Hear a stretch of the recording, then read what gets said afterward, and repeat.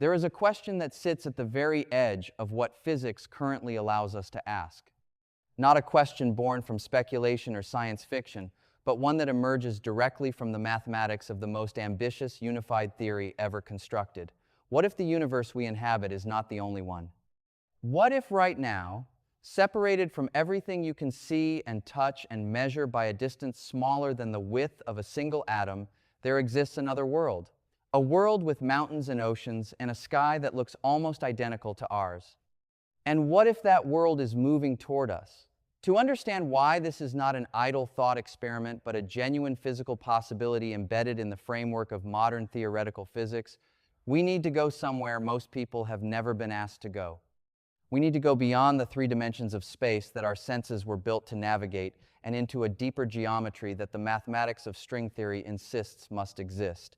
String theory, at its core, proposes that the fundamental constituents of nature are not point-like particles at all. They are not tiny billiard balls sitting motionless in empty space. They are vibrating one-dimensional filaments of energy, strings, and the note each string plays, the frequency of its oscillation, determines what kind of particle it manifests as in the world we observe. An electron is a string vibrating one way. A quark is a string vibrating another way. A photon, a gluon, a neutrino. Each one is just a different mode of excitation in the same underlying stringy fabric of reality.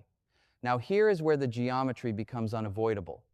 When you work through the mathematics of these vibrating strings, when you demand that the theory be consistent, that it not produce nonsensical infinities, that it respect the quantum mechanical rules that govern the very small and the relativistic rules that govern the very fast, the equations themselves tell you something remarkable. They tell you that space cannot have only three dimensions. The mathematics only holds together. The internal consistency only survives if space has additional dimensions beyond the three we experience.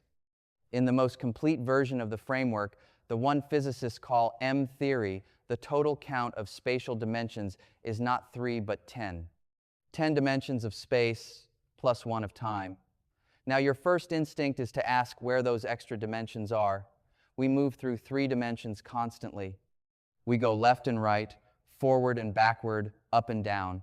Why do we never stumble into a 4th or 5th or 6th direction? The standard answer involves compactification. The idea that those extra dimensions are curled up on themselves, rolled into geometrical shapes so extraordinarily small that no instrument we have ever built could detect them. Imagine a garden hose seen from a great distance. From far away, it looks like a one-dimensional line, but zoom in close enough and you discover it has a second dimension curled around its circumference. The extra dimensions of string theory work in exactly this way, hidden at a scale near the Planck length, roughly 10 to the power of negative 35 meters, a scale so far below our current experimental reach that even the Large Hadron Collider barely scratches the surface. But M-theory introduced something else, something that fundamentally changed the picture and opened the door to the scenario we are here to examine. M-theory introduced the concept of branes, short for membranes, and a brane is not a curled-up hidden dimension. A brane is a physical object in its own right, an extended surface that can have multiple dimensions, embedded within the full higher dimensional space that physicists call the bulk. Think of it this way. Imagine a vast, largely empty space, a bulk. Now imagine that within this bulk there float enormous three-dimensional surfaces like sheets suspended in a higher dimensional void. Each of these sheets is a brane, and here is the critical insight that changes everything about how we understand our own existence. Everything we have ever seen or touched or measured, every galaxy, every atom, every photon of light that has ever entered your eye, we live on one of these branes. Our entire observable universe is not the whole of space. It is a single three-dimensional membrane floating in a higher dimensional bulk that we cannot directly perceive. The analogy that brings this home most viscerally is bread. Imagine a loaf of bread. Each slice within that loaf is a brane. You are an ant living on the surface of one slice. You can move anywhere within that slice, forward, backward, left, right, up and down within the slice's own thickness. But you cannot step off your slice into the gap between slices. That gap is the bulk, the higher dimensional space you have no access to. The slice next to yours is another brane, another universe. It might even contain other ants, living their lives completely unaware of your existence, separated from you by a distance that exists in a direction neither of you can move in. Now here is where the physics becomes genuinely strange and profound. The standard model of particle physics, the extraordinarily successful framework that describes every particle and every force we have directly measured, is a theory of open strings and closed strings. And in string theory, most of the particles we know, the quarks, the electrons, the photons, the gluons, all the particles that make up matter and carry the electromagnetic force and the strong and weak nuclear forces, they are described by open strings, strings whose ends are attached to the brane. The endpoints are literally anchored to the membrane surface. This means these particles cannot leave the brane. They are confined to it. An electron cannot fly off into the bulk. A photon cannot tunnel through to the next slice of bread. The light from a star on our brane is trapped on our brane forever. But gravity is different. Gravity in string theory is carried by a particle called the graviton, and the graviton corresponds to a closed string, a loop with no endpoints. And because it has no endpoints, there is nothing to anchor it to the brane. The graviton is free. It can propagate off our membrane and travel through the bulk, the higher dimensional space between the branes. This single fact is the most important physical property in the entire brane cosmology framework. Light is imprisoned on our slice. Gravity can roam freely between slices. This distinction between the confinement of standard model forces and the freedom of gravity has a consequence we can actually test in principle. It explains one of the deepest mysteries in physics, a mystery called the hierarchy problem. Why is gravity so extraordinarily weaker than the other fundamental forces? The electromagnetic force between two electrons is roughly 10 to the power of 42 times stronger than the gravitational force between them. That ratio is not explained by anything in conventional physics. It seems arbitrary, a parameter we measure but cannot derive from first principles. But in the brane framework, the explanation appears naturally. Gravity is weak on our brane because it is not fully resident on our brane. Its strength is diluted across the bulk.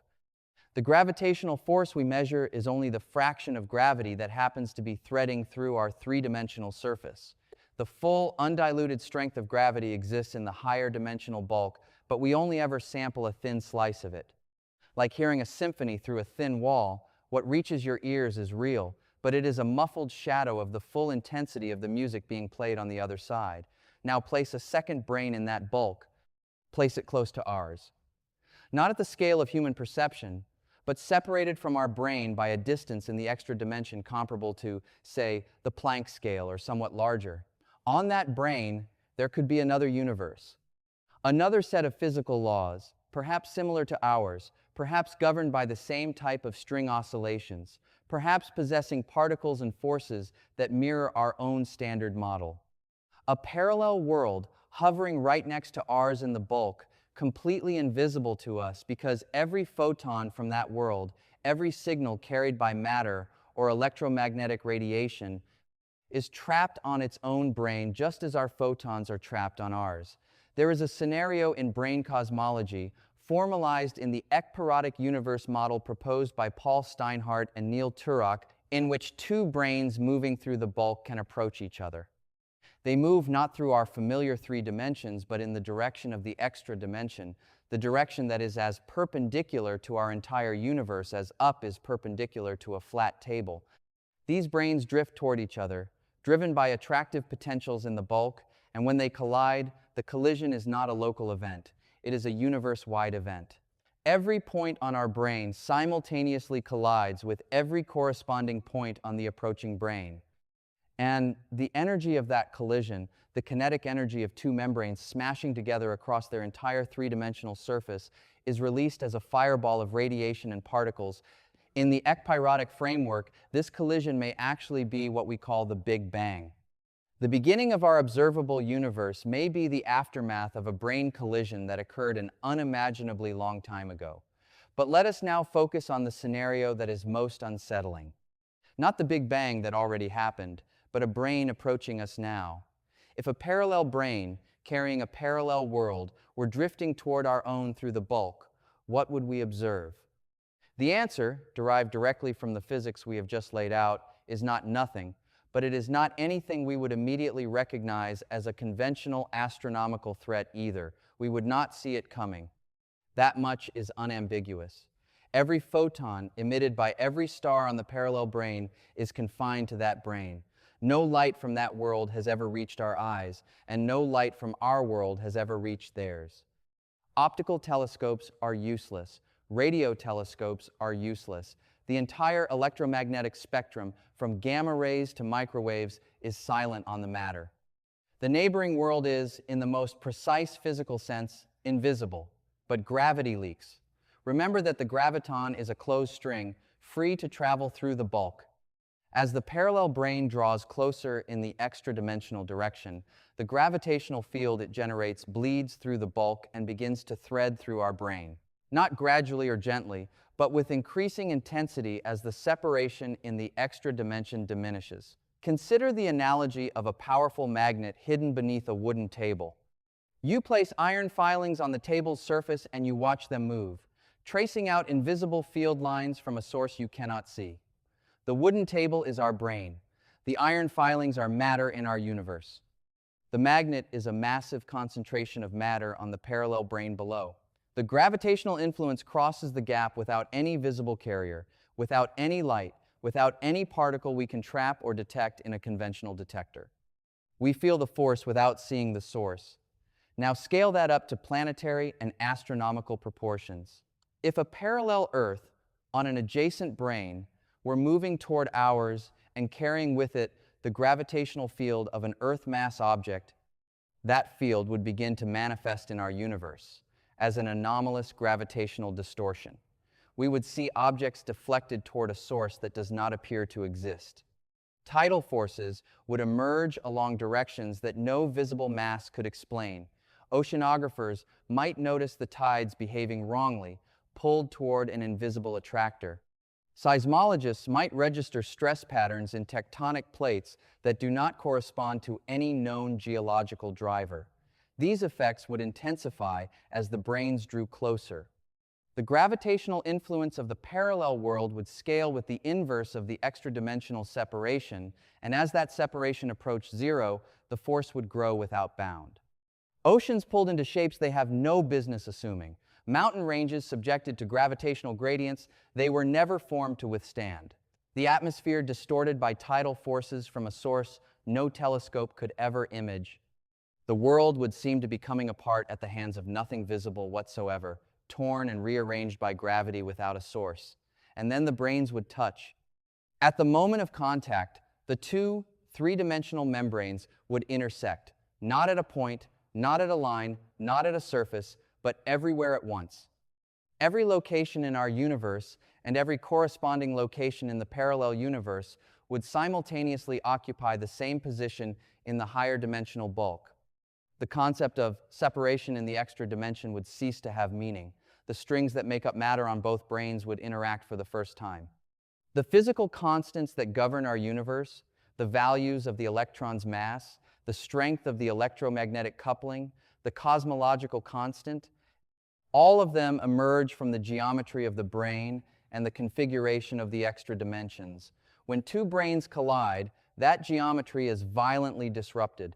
The constants themselves are not safe. They can shift discontinuously to entirely new values. The physics we know, the physics that allows atoms to hold together and stars to burn and neurons to fire, would be replaced by a new physics determined by the post-collision geometry. Not a world damaged, a world replaced. Now, it is worth being precise about what we do and do not know here. The brane framework is not a confirmed description of reality. String theory and mtheory are extraordinarily mathematically rich and internally consistent, but they remain without definitive experimental confirmation. The hierarchy problem that brane models address is real and well documented. The theoretical framework of branes and the bulk is a legitimate active area of research in theoretical physics. The confinement of standard model particles to branes and the freedom of gravitons to propagate through the bulk is a concrete and falsifiable prediction that physicists are actively devising experiments to probe. gravitational wave detectors, precision measurements of gravity at short distances, and future particle colliders all have the potential to reveal indirect evidence of extra dimensions through anomalous gravitational signatures.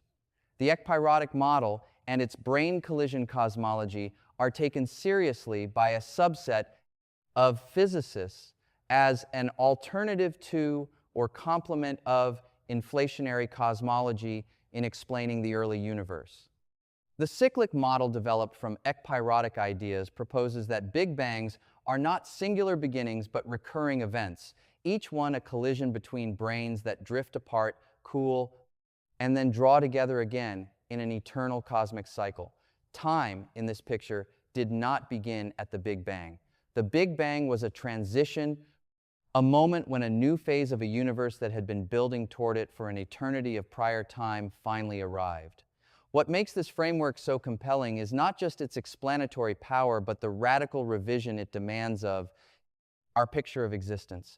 We have spent millennia assuming that the universe is the totality of space and time. Every cultural narrative, every intuition about scale and significance rests on the assumption that there is one arena and everything exists within it. String theory and M-theory say that picture is almost certainly wrong.